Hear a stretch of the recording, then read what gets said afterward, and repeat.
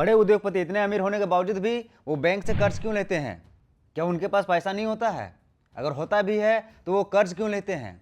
ये सवाल हर किसी के मन में आता होगा कभी ना कभी। आज मैं इसी सवाल का जवाब दूंगा। तो चलिए शुरू करते हैं। हम सभी किसी न किसी के नज़र में अमीर है।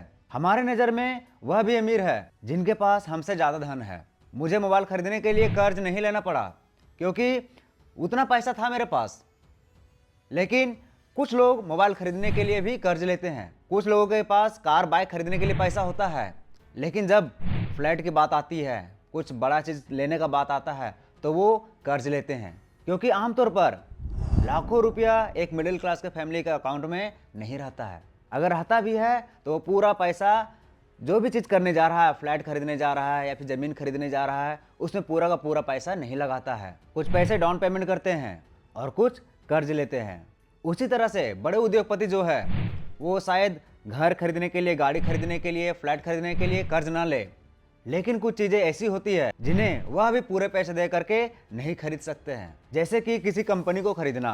अपने व्यापार को बढ़ाने के लिए उद्योगपति छोटी बड़ी कंपनियों को हर वक्त खरीदते रहते हैं, कभी ना कभी खरीदते रहते हैं, जिसके लिए उन्हें बैंक से कर्ज लेना पड़ता है। ये तो हुआ जिस कंपनी के पास पैसा नहीं है वह कंपनी कर्ज लेता है बैंक से अपना बिजनेस को बढ़ाने के लिए। लेकिन कुछ कंपनियों के पास पैसा रहने के बावजूद भी कर्ज लेते हैं। आखिर क्यों? देखिए, कर्ज हमेशा कंपनी खरीदने के लिए नहीं ली जाती है।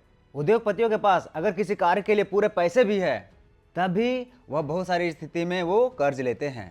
लेकिन ऐसा क्यों?